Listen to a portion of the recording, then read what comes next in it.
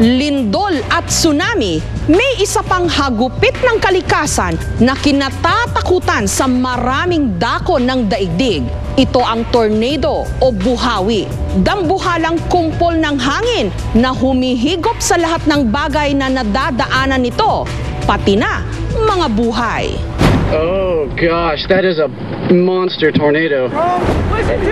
Noong nakaraang linggo, tinamaan ng higanting buhawi o tornado ang state ng Missouri sa Amerika. Look at that. That is destroyed completely. Makalipas lang ang ilang sandali, parang eksena sa pelikula ang tumambad. Oh my gosh. Wasak na wasak ang mga bahay at mga ari-arian. The wind was coming and I just had my eyes closed for the whole time. Being in that house and hearing things come down and the water all of a sudden rushing through and just concrete and stuff, yeah. Sa pinakahuling bilang ng mga otoridad, mahigit 100 tao ang namatay, kabilang na ang 2 nating mga kababayan. Isa na rito ang 46 anyos na si Grace, isang Kapampangan.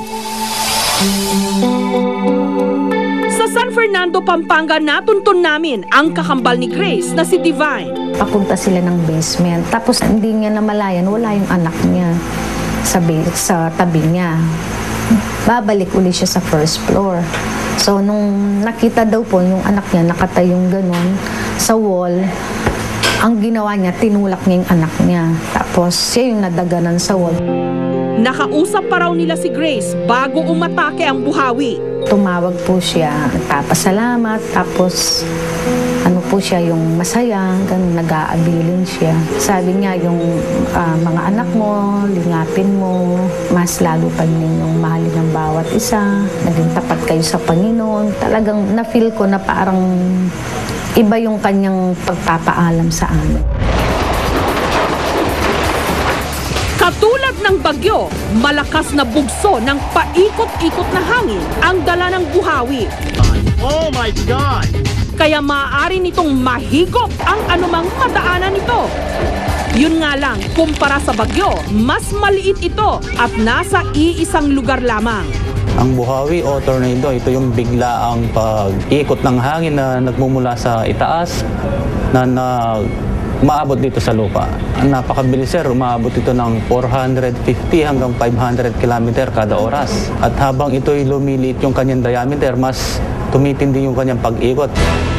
Madalas din daw umatake ang mga buhawi sa mga may malalapad na land area katulad ng ilang bahagi ng Amerika kung saan bihira ang mga bundok na haharang sana o babasag sa mga namumuong kumpol ng malalakas na hangin.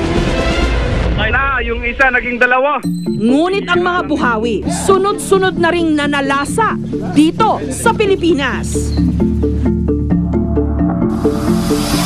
Biyernes nung nakaraang linggo, isang malakas na buhawi ang bumulabog sa tahimik na barangay ng San Miguel sa Santo Tomas, Davao del Norte.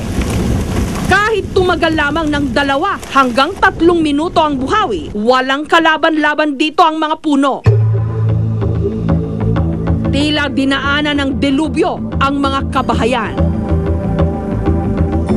Ang wasak na bahay nga ni Armando, nagmistulang junk shop sa gitna ng palayan. Nangakot mo kong sabod na to. Sos, pag-uli na ko dire nga, abin ako kanang mga sagingan lang na nga tumba. Pag-abot ako dire, gisugat naman ko sa akong kauban nga nananom dire nga. Wala, ko limong balay, wala. Tumba na. Ligtas man silang mag-anak, malaking trahedya raw ang pagkasira ng kanilang bahay. May munta, madali sa gobyerno nga. Bisag matabangan lang gud mga ginagmay bago makatukod pa migbalik ang payag. Kaya wala man may kapuyan. Sa huling bilang, 32 bahay ang napinsala. 5 rito, wasak na wasak. Kabilang na ang bahay ni na Terry. Bagamat buo pa ang dingding at mga poste, nilipad naman ng buhawi ang kanilang bubong at iniwan ito sa gitna ng palayan. Kung anong ta, kung naay maluoy ta sa mua, sa gamay ranggon, kapahuman ni aming balay na mo, maura na.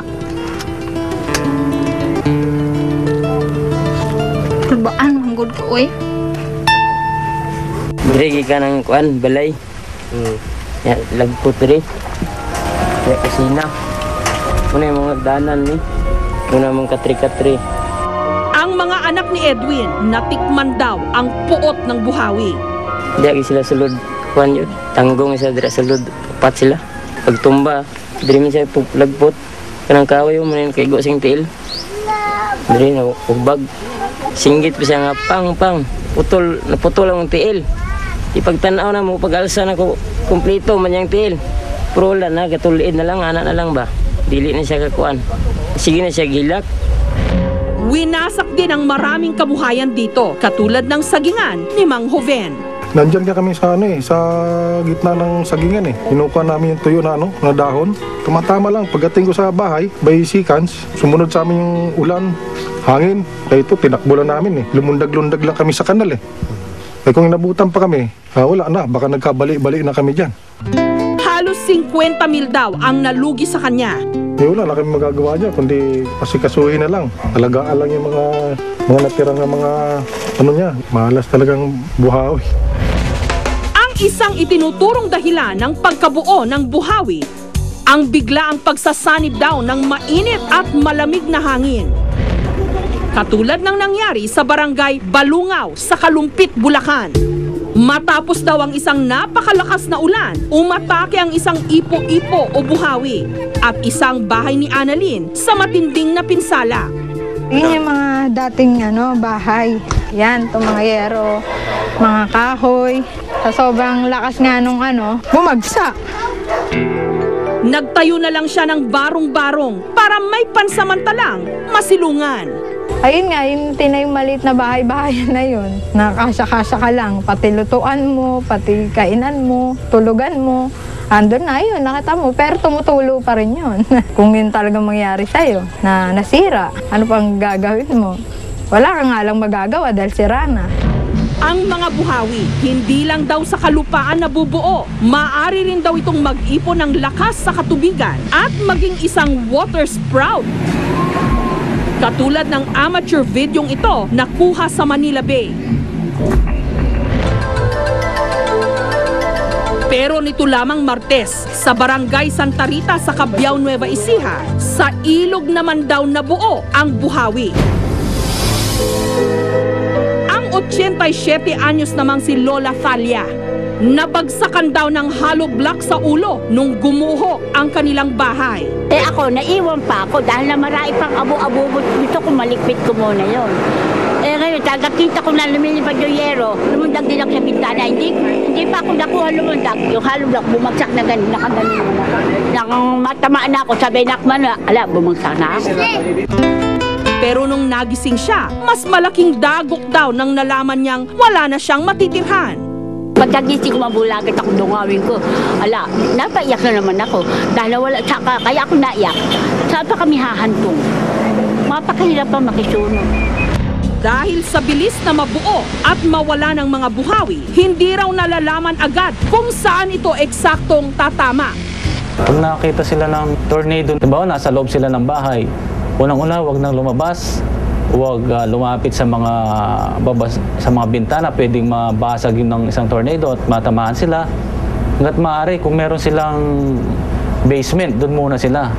Ngayon naman, kung nandun ka sa nabutan ka, nasa labas ka ng bahay, nasa ilang ka, ang pwede mo na lang gawin, kung wala ka na talaga mapagtaguan, dumapa ka na lang, tsaka protektahan mo yung ulo mo.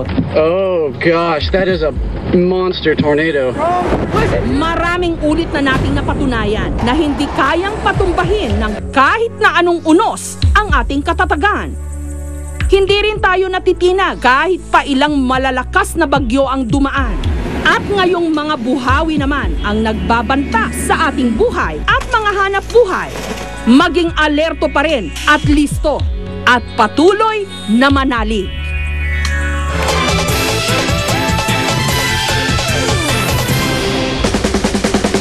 Susunod, fiesta ng mga alimango. Aalagaan kita, iingatan, ilalayo sa sakit.